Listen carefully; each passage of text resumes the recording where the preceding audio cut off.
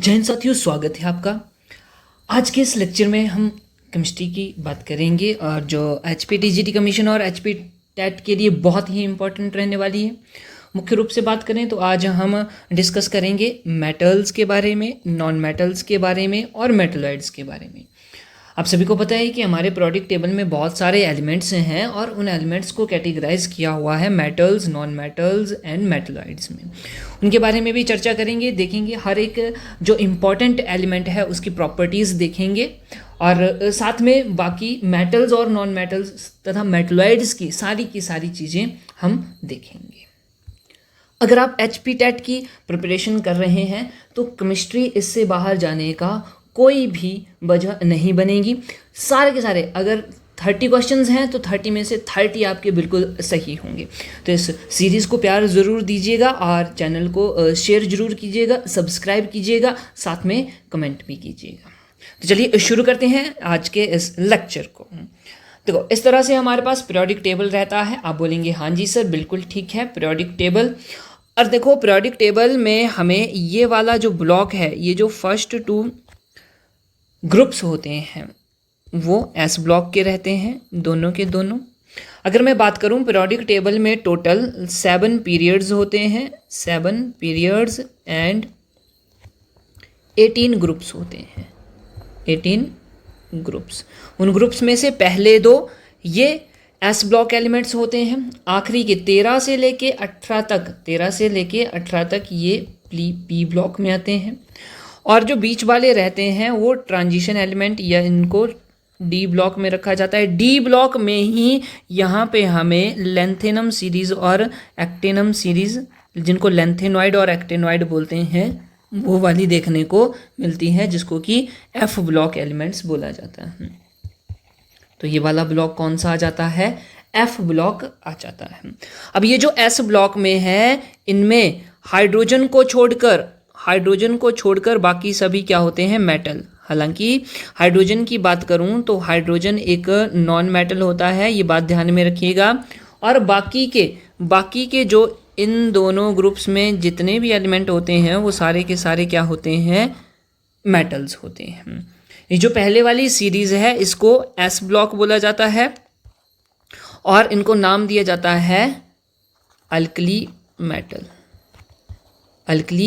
Metals.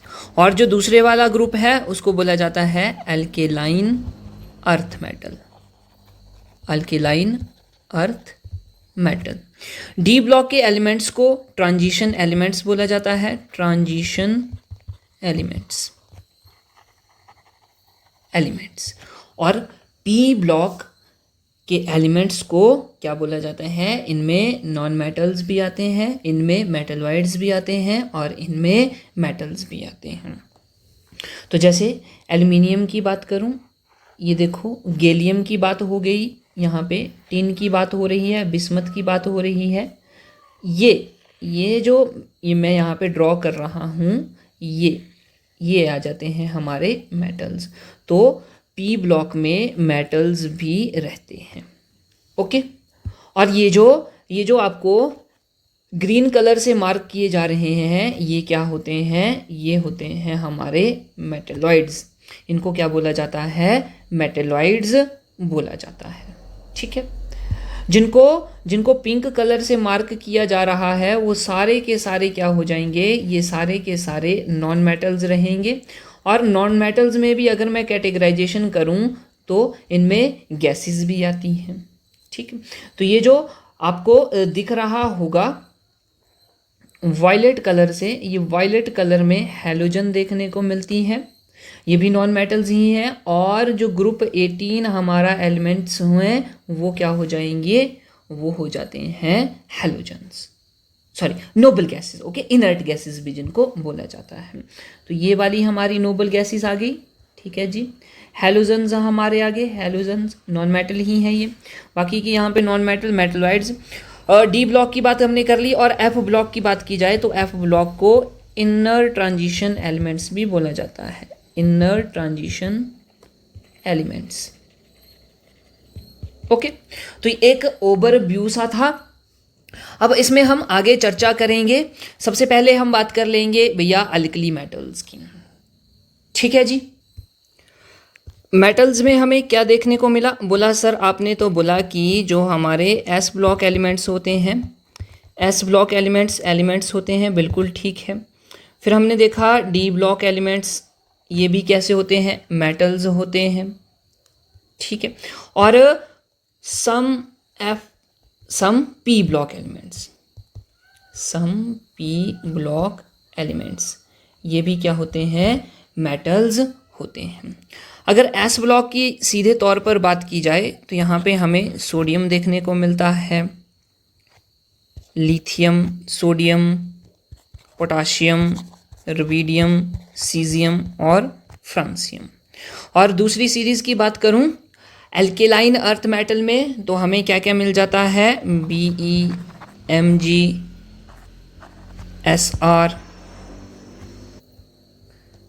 Mg, magnesium, Cr हो गया हमारा, Sc हो गया, और बेरिलियम हो जाता है और रेडियम हो जाता है।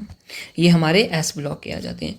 डी में लगभग सारे के सारे ही मेटल्स होते हैं, इनको ट्रांजिशन मेटल्स बोला जाता है। मेटल्स में क्या बोलेंगे इनको? Transition metals. मेटल्स क्यों इनको बोला जाता है? क्योंकि द प्लेस बिटवीन, ये प्रॉपर्टी शो करते हैं between S block and P block, S block and P block, ठीक है। और कुछ पी ब्लॉक एलिमेंट्स हैं, ये भी क्या होते हैं? मेटल्स होते, जिसमें कि अगर मैं ग्रुप नंबर 13 की बात करूं, ग्रुप नंबर 13 में हमें एल्युमिनियम देखने को मिलता है, गैलियम देखने को मिलता है, इंडियम देखने को मिलता है और थैलियम देखने को मिलता है। ग्रुप नंबर 14 की अगर मैं बात करता हूं, ग्रुप नंबर 14 में SN टीन देखने को मिलता है, PB यानी कि लेड देखने को मिलता है। ग्रुप नंबर 15 की अगर बात की जाए तो यहाँ पे जो मेटल्स प्रेजेंट होते हैं जैसे कि बिस्मथ हो गया, Bi बिस्मथ हो गया। ग्रुप नंबर 16 की बात करें तो ग्रुप नंबर 16 में एक हमारा Lv होता है, जिसको कि क्या नाम बोला जाता है? लिवरमोरियम बोला जाता है। तो ये एलिमेंट्स होते हैं हमारे पीरियोडिक टेबल में। अब इन सभी की खास खास बातें जान लेते हैं। जैसे कि अगर उससे पहले बात करने चाहें हम डिफरेंस के बीच में कि मेटल्स और नॉन मेटल्स के बीच में क्या डिफरेंस होता है, तो उसको हम देख लेते हैं। तो यहाँ पे हम मेटल्स लिखा करेंगे, इधर मेटल्स आ जाएगा और इधर आ जाएगा नॉन मेटल्स आ जाएगा। ठीक हो गया? बोलेंगे हाँ जी सर, बिल्कुल ठीक बात है। सबसे पहला पॉइंट, मेटल्स, ये जो मेटल्स होते हैं ये कैसे होते हैं? लस्ट्रस। लस्ट्रस होते हैं भाई, चमकीले, इनकी प्रॉपर्टी चमकीले। जबकि नॉन मेटल की बात करूं तो नॉन मेटल कैसे होते हैं? नॉन लस्ट्रस होते हैं, नॉन लस्ट्रस। लेकिन इसमें एक एक्सेप्शन है, एक्सेप्शन। और वो एक्सेप्शन क्या है? बोलेंगे सर आयोडीन। आयोडीन एक ऐसा नॉन मेटल है जो कैसा होता है? लस्ट्रस होता है। आयोडीन इज लस्ट्रस, ये चमकीला होता है। तो आपके एग्जाम में क्वेश्चन पूछा हुआ है, देखेंगे आज हम क्वेश्चंस भी देखेंगे साथ साथ में। तो एक ऐसा नॉन मेटल जो लस्ट्रस होता है, लस्टर शो करता है, चमकीला होता है, आ जाएगा आयोडीन। ओके, बोलेंगे ठीक है सर, इतनी बात हो गई। नंबर 2 पॉइंट की अगर मैं बात करूं तो एक तो आ गया, ये जो हमारे मेटल्स होते हैं ये गुड कंडक्टर होते हैं इलेक्ट्रिसिटी के, good conductor of heat and electricity, ठीक है जी। लेकिन अगर नॉन मेटल की बात की जाए तो नॉन मेटल जो होते हैं बैड कंडक्टर, या इनको पुअर कंडक्टर लिखेंगे भैया, पुअर कंडक्टर। लेकिन इसमें भी एक्सेप्शन आ जाती है, और वो एक्सेप्शन क्या है? Accept graphite. ग्रेफाइट, ग्रेफाइट जो होता है वो गुड कंडक्टर होता है। ग्रेफाइट किसकी एलोट्रॉपिक फॉर्म है? तो हम बोलेंगे allotropic form of carbon, carbon की एलोट्रॉपिक फॉर्म है। ठीक है, तो ये 2 पॉइंट हो गए, बोलेंगे हाँ जी सर। अब तीसरे पॉइंट पे आ जाते हैं। तीसरा पॉइंट है कि मेटल्स जो हैं वो कैसे होते हैं, सोनोरस होते हैं।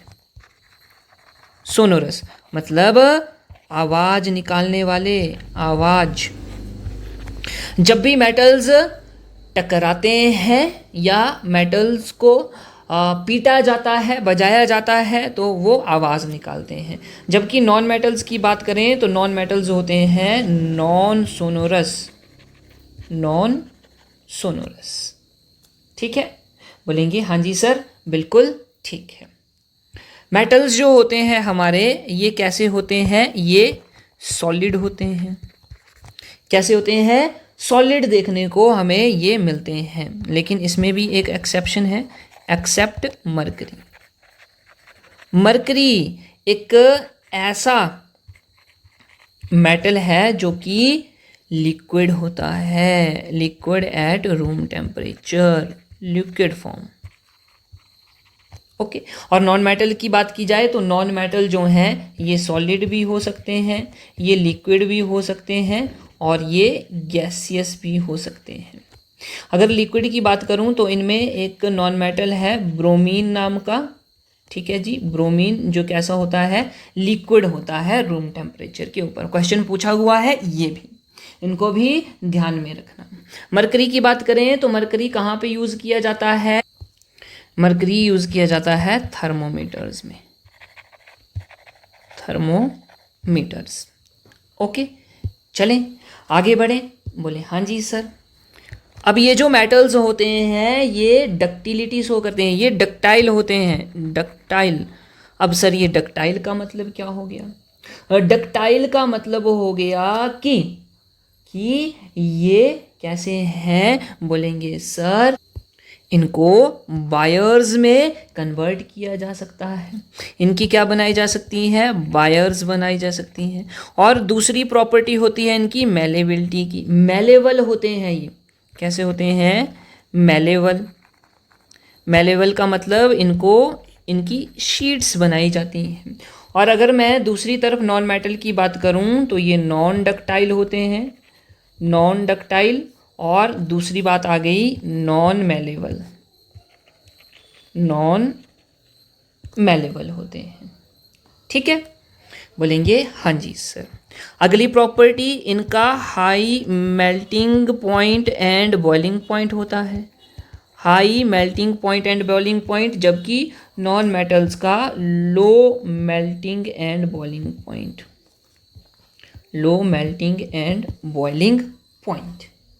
ठीक है, बोलेंगे हाँ जी सर, बिल्कुल ठीक बात है। अगर मैं एक ऐसे नॉन मेटल की बात करूं जो सॉलिड होता है तो आ जाएगा डायमंड। डायमंड भैया सबसे ज़्यादा सॉलिड चीज़ है दुनिया में, डायमंड। ओके, बोलेंगे हाँ जी सर, ठीक हो गया।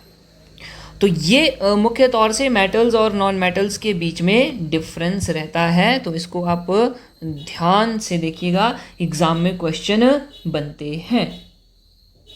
चलिए उसके बाद और बातें कर लेते हैं। चलिए सबसे पहले बात कर लेते हैं भैया सोडियम की, यानी कि Na। बहुत ही इम्पॉर्टेंट है, बिल्कुल इम्पॉर्टेंट है। बोला कि इसको कट किया जा सकता है, can be cut with knife, can be cut with knife. मतलब ये ज़्यादा सॉलिड नहीं होता है, ये आसानी से चाकू से काटा जा सकता है। नंबर 1 तो इसका ये पॉइंट हो गया।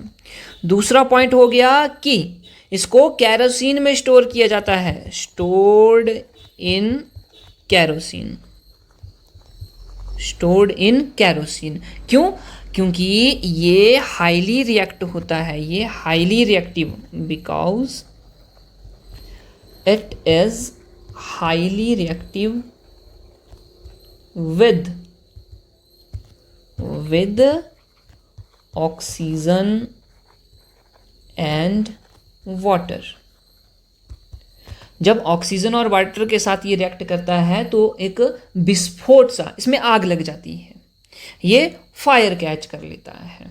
ठीक है, तो यहाँ पे ये भी लिख देते हैं, कैचेज फायर इजीली। ऑलराइट, ठीक है जी। ये बात भी हमारी हो गई। अगर मैं सोडियम की बात करूं, इसका low melting and boiling point है, low melting point and low boiling point. Okay, बोलेंगे हाँ जी सर, ठीक हो गया। उसके बाद और इसकी देखो, जो सोडियम होता है, सोडियम हमारी बॉडी में इंपॉर्टेंट रोल होता है, तो इसको लिख देंगे plays important role in our body. ठीक है जी, ये होगी सोडियम के बारे में। ध्यान रखना, एग्जाम में बहुत बार क्वेश्चन पूछा हुआ है सोडियम से, और ये फिर से पूछा जा सकता है। ठीक है, चलें अगला लेते हैं हम। अगला हमारा एलिमेंट बन जाएगा मरकरी, यानी कि Hg बोलेंगे जिसको। Hg इसका सिंबल होता है मरकरी। मरकरी कहाँ कहाँ यूज़ किया जाता है, बोलेंगे सर थर्मोमीटर बनाने में। थर्मोमीटर में मरकरी का यूज़ किया जाता है, बिल्कुल ठीक है। एक और प्रॉपर्टी, ये एक ऐसा मेटल है, metal which is liquid at room temperature. ये रूम टेम्परेचर के ऊपर लिक्विड होता है। ठीक है जी, बिल्कुल ठीक है। ऊपर अगला point, alloy of mercury. Alloy of mercury, इसको क्या बोला जाता है, अमलगम बोला जाता है, अमलगम। तो ये हमने बात करी, पहले भी बात करी, अमलगम। मोस्ट इंपॉर्टेंट पॉइंट हैं ये सारे के सारे जी। ठीक है, बोलेंगे हाँ जी बिल्कुल ठीक है सर। और बातें देखें, हाँ जी बिल्कुल। एल्युमिनियम की थोड़ी सी बात करें। एल्युमिनियम, भैया aluminium good conductor of electricity, इसीलिए इसका यूज़ किया जाता है वायर्स बनाने में। यूज्ड फॉर मेकिंग वायर्स, तारें बनाने में। बिजली की तारें, एल्युमिनियम की तारें आपने देखी हुई होंगी। आप बोलेंगे हाँ जी सर बिल्कुल ठीक है। ओके, अगर तारें बनाने की बात करें या सबसे बढ़िया गुड कंडक्टर ऑफ इलेक्ट्रिसिटी की बात करूं, गुड कंडक्टर्स, सबसे बढ़िया आ जाता है सिल्वर। क्या बोलेंगे सर, सिल्वर नंबर 1 पे। नंबर 2 पे आ जाता है कॉपर। नंबर 2 पे क्या बोलेंगे, कॉपर। नंबर 3 पे गोल्ड हो जाता है, गोल्ड। नंबर 4 पे एल्युमिनियम। और नंबर 5 पे जिंक है भैया। तो क्वेश्चन पूछा जाए सबसे बढ़िया कंडक्टर यानी कि गुड कंडक्टर ऑफ इलेक्ट्रिसिटी, तो लिखना है silver, that is Ag। Silver नहीं होगा तो कौन लगाना है, कॉपर लगाना है। ये भी बात ध्यान में रखना। तो एल्युमिनियम का यूज बहुत सारी जगहों पे किया जाता है। हाँ जी बिल्कुल ठीक है। ठीक है जी, आगे बढ़े। बिल्कुल, अगला जो हम एलिमेंट लेने जा रहे हैं वो आ जाता है हमारा पोटाशियम। पोटाशियम को भी स्टोर किया जाता है, स्टोर्ड इन केरोसिन ऑयल। ठीक है, क्यों, क्योंकि ये भी आग पकड़ लेता है, ऑक्सीजन और वाटर के साथ रिएक्ट करके ये भी आग पकड़ लेता है। ओके, बोलेंगे हाँ जी सर। हाँ, एल्युमिनियम की एक बात रहेगी। एल्युमिनियम की एक बात ये है और वो बहुत ही इम्पोर्टेंट है, इसको थोड़ा सा ध्यान से नोट करेंगे। बोलेंगे क्या है सर कि most abundant metal on the earth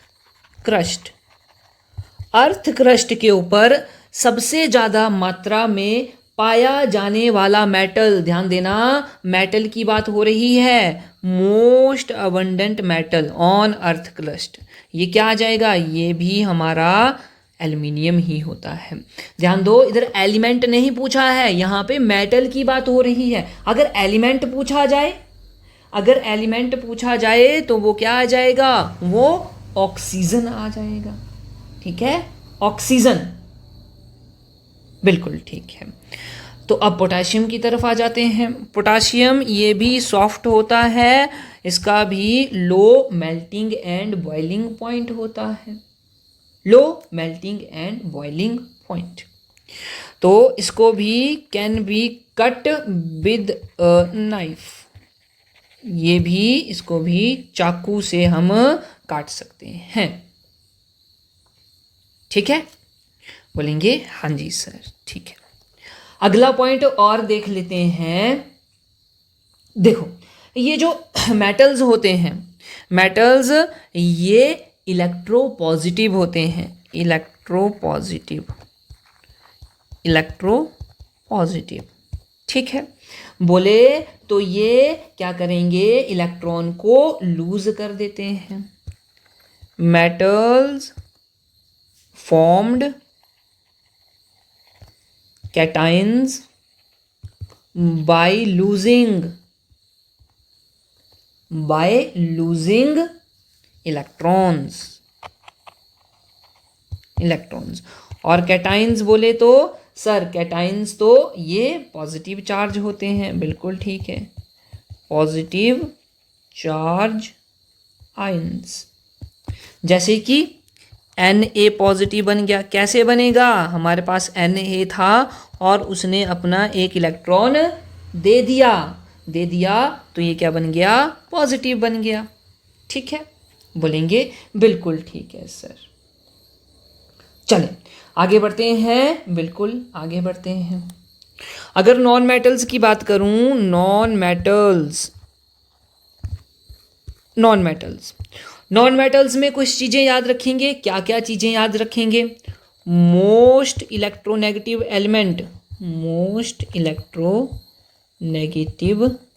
element, ये कौन हो जाएगा भैया, फ्लोरीन है, फ्लोरीन मोस्ट इंपॉर्टेंट, फ्लोरीन आ गया। ठीक है, अगर मैं बात करूं मोस्ट या element which have maximum electron gain enthalpy, maximum gain electron gain enthalpy. और एक और बात, electron affinity, maximum electron affinity. तो सबसे ज़्यादा इलेक्ट्रॉन अफिनिटी हैलोजन्स के पास होती है, और हैलोजन में भी याद रखना क्लोरीन के पास भैया, मोस्ट इंपॉर्टेंट पॉइंट है क्लोरीन। Okay, chlorine. और अगर मैं इसके ट्रेंड की बात करूं, इलेक्ट्रॉन गेन एंथैल्पी की, सबसे ज़्यादा क्लोरीन के पास है, फिर फ्लोरीन के पास है, फिर ब्रोमीन के पास है, फिर आयोडीन के पास है। इसको भी ध्यान में रखना, ये भी एग्ज़ाम में पूछा जाता है। अगला पॉइंट और क्या देखेंगे हम, जो हमारी हैलोजन्स होती हैं उनकी सबसे ज़्यादा क्या होती है, ionisation enthalpy, maximum ionisation enthalpy, ये हैलोजन्स की है, सॉरी माफ़ करना, नोबल गैसेस की, इनर्ट गैसेस, नोबल गैसेस की, नोबल गैसेस। और नोबल गैसेस में कौन हो जाएगा, वो हीलियम। ठीक है, हीलियम, मैक्सिमम आयनाइजेशन एंथैल्पी। चलिए भैया, इतनी बात हमने कर ली। और कुछ चीज़ें जल्दी से अगर बात करी जाए ऐसे एलिमेंट्स की जिनसे ऑर्नामेंट्स बनाए जाते हैं, यानी कि गहने बनाए जाते हैं, तो वो तो हमारा सर गोल्ड आ गया, सिल्वर आ गया, सिल्वर, और प्लैटिनम आ गया, प्लैटिनम, गोल्ड सिल्वर प्लैटिनम आ गया। निकल का यूज़ किया जाता है रिडक्शन में, रिडक्शन, और बोलेंगे हाइड्रोजनेशन। हालांकि निकल के साथ प्लैटिनम और पैलेडियम का यूज़ भी होता है। तो निकल का यूज़ बोलेंगे hydrogenation of fatty acid, hydrogenation of vegetable oils में एज अ कैटलिस्ट यूज किया जाता है, हाइड्रोजनेशन।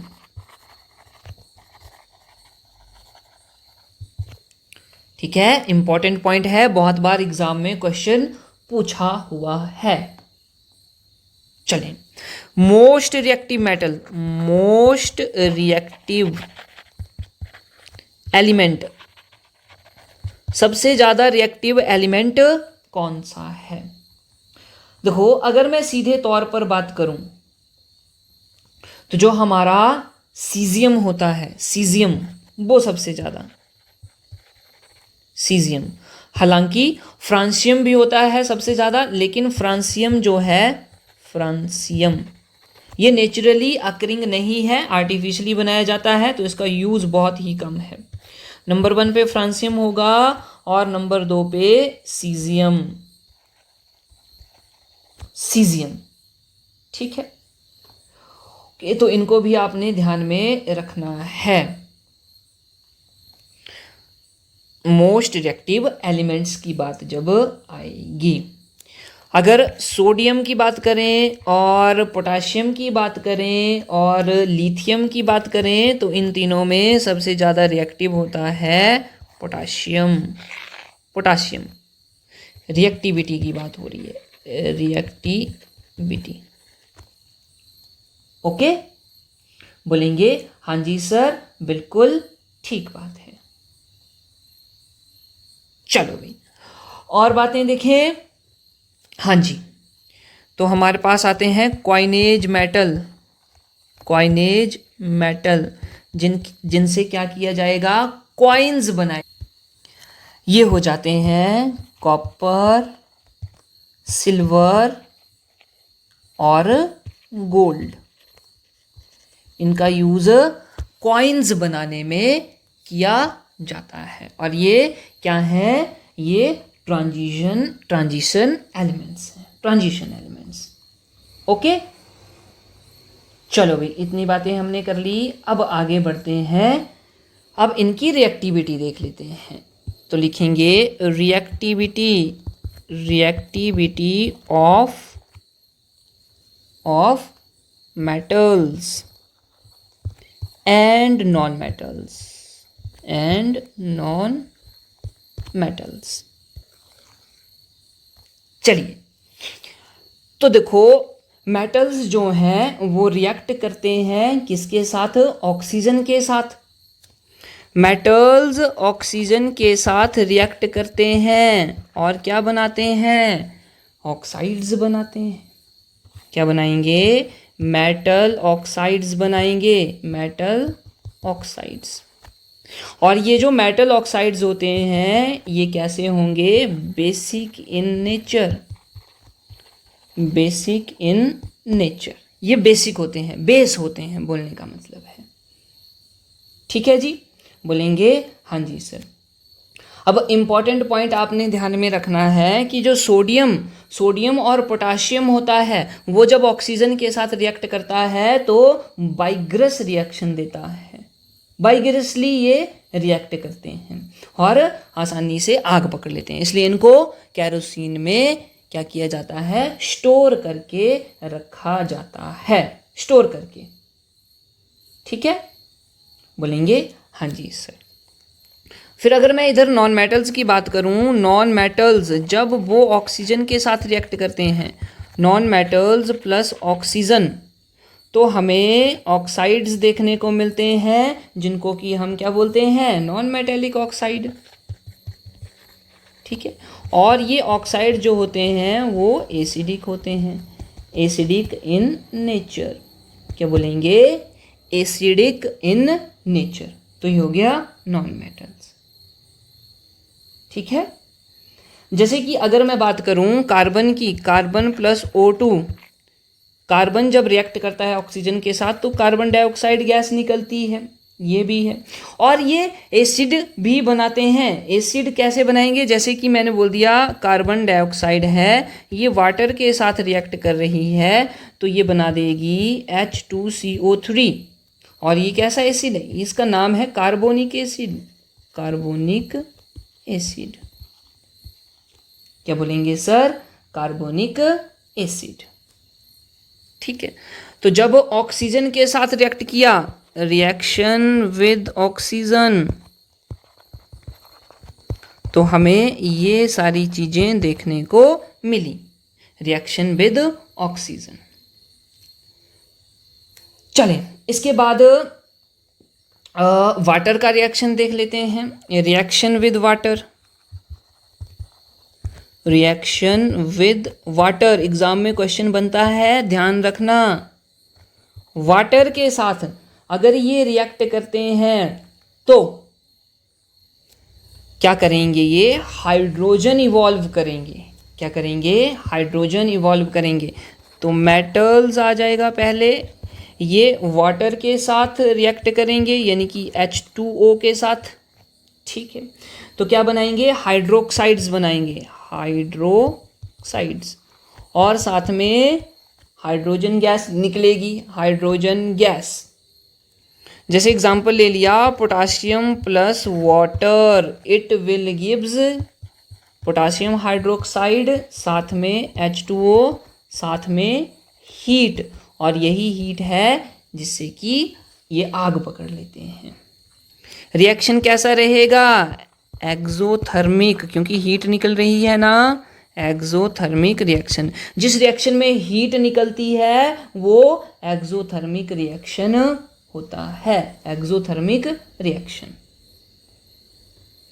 और अगर नॉन मेटल्स की बात करूं, non metals do not react with water. Non metals do not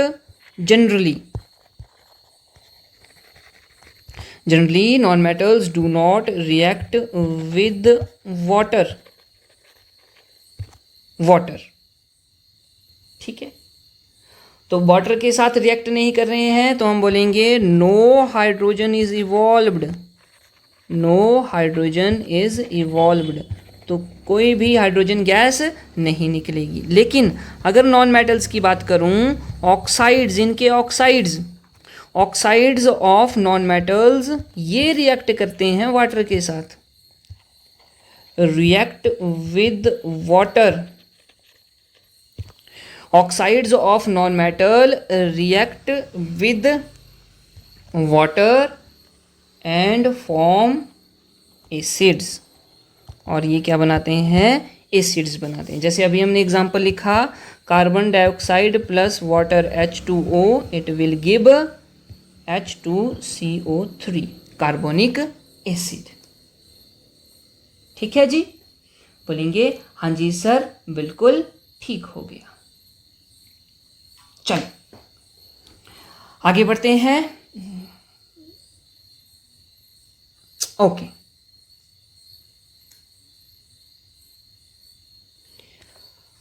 अच्छा, एलिमेंट है हमारे पास गैलियम। गैलियम है और एलिमेंट है हमारे पास सीजियम। ये दोनों क्या हैं?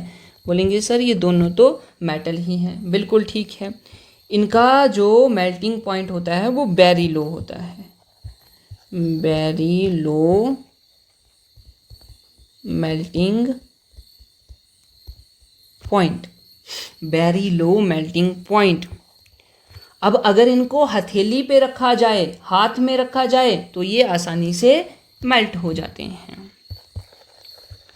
तो लिखते हैं they can melt even if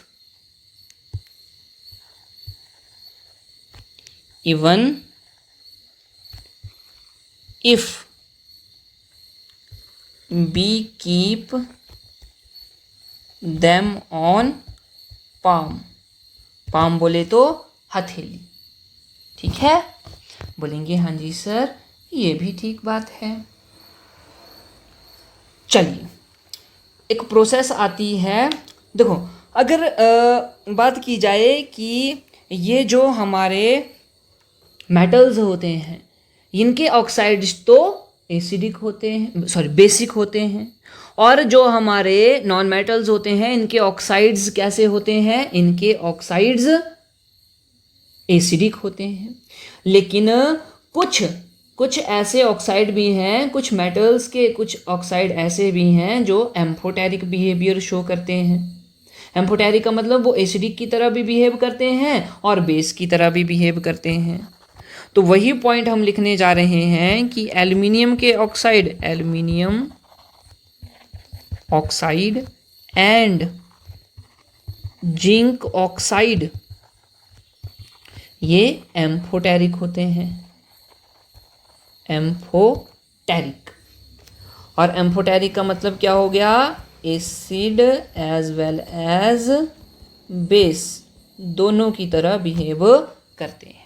हालांकि इनके बारे में जब हम पीरियोडिक टेबल वाला टॉपिक करेंगे वहाँ पे बहुत ही अच्छे तरीके से बात करेंगे। ठीक है, बोलेंगे हाँ जी सर बिल्कुल ठीक है। अगला पॉइंट लिखना बहुत ही इम्पोर्टेंट है, बहुत ही इम्पोर्टेंट है। एल्युमिनियम हो गया, आयरन हो गया एंड जिंक हो गया, ये रिएक्ट नहीं करते हैं। कौन कौन से, एल्युमिनियम एंड जिंक लिखना। Aluminium and zinc do not react with either cold water and hot water। Most important point है, एल्युमिनियम और जिंक ये रिएक्ट नहीं करते हैं, ना ही कोल्ड वाटर के साथ ना ही हॉट वाटर के साथ। तो किससे करेंगे ये रिएक्ट, ये देखो, दे रिएक्ट विद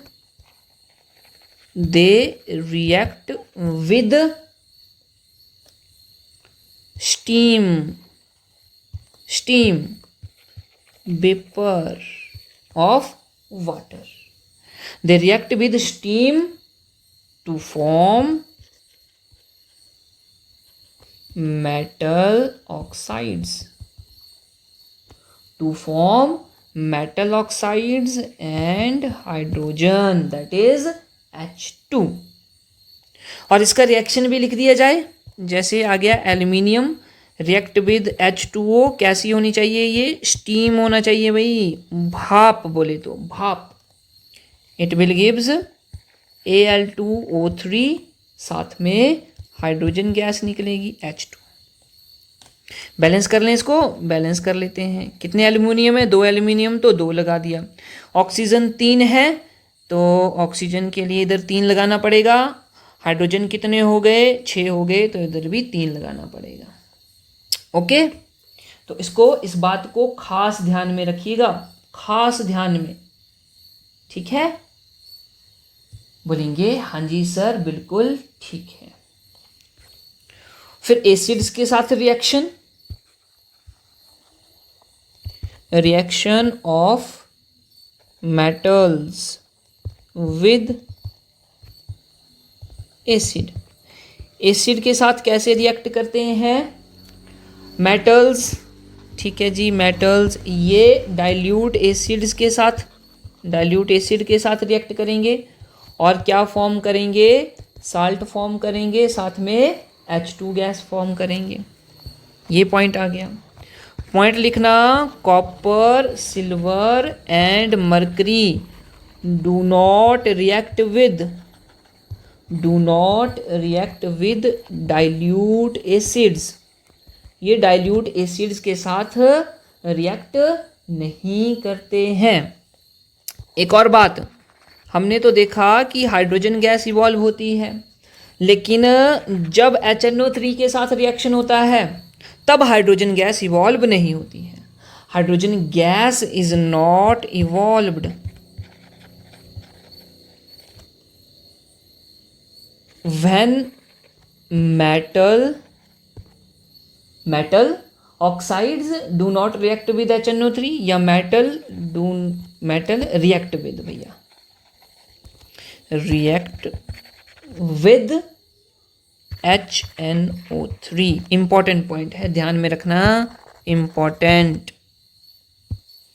चल, उसके बाद एक और पॉइंट लिखना, copper do not react with HCl, do not react with HCl। HCl भी एसिड है, हाइड्रोक्लोरिक एसिड इसको बोला जाता है। बोलेंगे हाँ जी, बिल्कुल ठीक बात है। ठीक है, चलो और बातें करते हैं। मेटल्स अलॉय बनाते हैं, मेटल्स फॉर्म अलॉय, है ना, ये अलॉयज बनाते हैं, मेटल फॉर्म अलॉयज। अलॉयज क्या होते हैं? जब दो मेटल या मेटल मिक्स हो जाए, ये होमोजीनियस मिक्सचर भी होते हैं। नॉन मेटल या नॉन मेटल को मिक्स किया जाएगा तब। जैसे कि अमलगम की बात करेंगे, अमलगम में एक मेटल जो है वो मरकरी होता है, मरकरी अलॉय। मरकरी का जो अलॉय है उसको क्या बोलते हैं? अमलगम बोलते हैं। जैसे अगर और एग्जांपल देखें, जैसे कि सोल्डर हो गया, एग्जाम में पूछा हुआ है, वेल्डिंग में यूज़ होता है ना सोल्डर। बोलेंगे हाँ जी सर। तो उसमें कॉपर होता है और साथ में 50% टिन होता है, SN। दोनों 50% होते हैं, 50% दोनों। ठीक है, बोलेंगे हाँ जी सर ठीक है। ब्रॉन्ज की बात की जाए, ब्रॉन्ज एग्जाम में पूछा हुआ है, स्टील एग्जाम में पूछा हुआ है। ब्रॉन्ज में तो कॉपर यूज होता है 90% और साथ में यूज होता है टिन, ये 10% यूज होता है। ठीक है, ओके। स्टील में आयरन और कार्बन का यूज होता है, आयरन और कार्बन का। ब्रास में कॉपर और दूसरा जिंक आ जाता है ब्रास में। तो मेटल्स अलॉय भी फॉर्म करते हैं। अब इनमें से ये मरकरी वाला बहुत इंपॉर्टेंट है, अमलगम जो है वो मरकरी का अलॉय होता है, यानी कि इसमें एक मेटल हमें मरकरी देखने को मिलता है। ठीक है, और बातें कर लेते हैं। जैसे कि हमारी बॉडी में आयरन प्रेजेंट होता है, आयरन Fe हेमोग्लोबिन में, हेमोग्लोबिन, और यही मदद करता है ऑक्सीजन को ट्रांसपोर्ट करने में, ऑक्सीजन ट्रांसपोर्ट में हेल्प करता है। ठीक है, और बात करें प्लांट की बात करें तो मैग्नीशियम होता है क्लोरोफिल में, chlorophyll of plant, chlorophyll of plants में क्लोरोफिल होती है, उसमें मैग्नीशियम देखने को मिलता है। फिर हमारा कोबाल्ट आ जाता है। कोबाल्ट का use treatment of cancer, cancer की ट्रीटमेंट के लिए कोबाल्ट एलिमेंट का यूज़ किया जाता है। मेटल है ये भी कोबाल्ट। ठीक है, बोलेंगे हाँ जी सर बिल्कुल ठीक है। हाइड्रोजन की बात करेंगे, हाइड्रोजन क्या है? ये नॉन मेटल है। हाइड्रोजन का यूज़ कहाँ कहाँ किया जाता है? रॉकेट फ्यूल में यूज़ किया जाता है, रॉकेट फ्यूल की तरह इसको, रॉकेट्स में फ्यूल। ओके, ये हाइड्रोजन जो है वो पॉल्यूशन फ्री फ्यूल होता है, फ्यूल। इसीलिए इसको क्या बोला जाता है? इसलिए इसको ग्रीन फ्यूल भी बोला जाता है, ग्रीन फ्यूल। ओके। और हाइड्रोजन को फ्यूचर फ्यूल के नाम से भी जाना जाता है, फ्यूचर फ्यूल, ये भी इंपॉर्टेंट है। अगला पॉइंट देखो, सल्फर गैस है, नॉन मेटल है एक, बोलेंगे बिल्कुल ठीक है। वल्केनाइजेशन ऑफ रबर में यूज किया जाता है, vulcanisation of rubber 5 to 8%। Sulphur का यूज फंगीसाइड भी यूज किया जाता है, फंगीसाइड, फंजाई को मारने के लिए। ठीक है, बिल्कुल ठीक है। फिर हमारे पास एक जिंक है, जिंक का यूज किया जाता है गैल्वेनाइजेशन में, अच्छा, क्वेश्चन भी आ गए। चलो क्वेश्चन ही कर लेते हैं पहले, उसके बाद देखते हैं। चलें, 2012 ये HP टैट 2012 में क्वेश्चन पूछे गए हैं मेटल एंड नॉन मेटल से। मेटल एंड नॉन मेटल्स, देखना। A lustrous non metal is, lustrous non metal कौन सा है भैया? अभी हमने बात करी, आयोडीन आ जाएगा। आयोडीन इसका आंसर सही हो जाएगा, ऑप्शन नंबर ए। बोलो ठीक है, बोले हाँ जी सर ठीक है, ऑप्शन ए। आगे बढ़े, अगला question. The central metal atom present in chlorophyll, chlorophyll में कौन प्रेजेंट होता है? मैग्नीशियम, अभी हमने देखा मैग्नीशियम। आगे देखो अगला, among carbon dioxide, chlorofluorocarbons, sulphur dioxide and nitrogen which is not a green house gas, इनमें से कौन सी ग्रीन हाउस गैस नहीं है? नाइट्रोजन इसका आंसर हो जाएगा, option A. An amalgam of metal has which other element, बोला अमलगम ऑफ मेटल है, उसमें दूसरा एलिमेंट क्या होगा भैया? मरकरी होगा, ऑप्शन नंबर सी सही हो जाएगा। सिंबल बोले तो Hg। आगे, the process of protecting iron by coating with zinc is called, जब हम आयरन, ये हमारा आयरन है, आयरन के ऊपर हम क्या कर देंगे? कोटिंग कर देंगे। किसकी कोटिंग करेंगे? कोटिंग करेंगे जिंक की, जिंक की कोटिंग कर दी ताकि इसको बचाया जा सके जंग से। To protect iron from rusting. इस प्रोसेस को क्या बोला जाता है? इस प्रोसेस को बोला जाएगा गैल्वेनाइजेशन, ऑप्शन नंबर ए ठीक रहेगा। अगला, ये जो थे 2012 के टैट में पूछे हुए हैं सारे के सारे प्रश्न, देख लो 5 प्रश्न आगे सीधे ही मेटल नॉन मेटल से। अब 2013 की बात करें, which of the following element has maximum gain enthalpy, maximum electron gain enthalpy, अभी बात करी हमने क्लोरीन की, ऑप्शन नंबर बी ठीक रहेगा।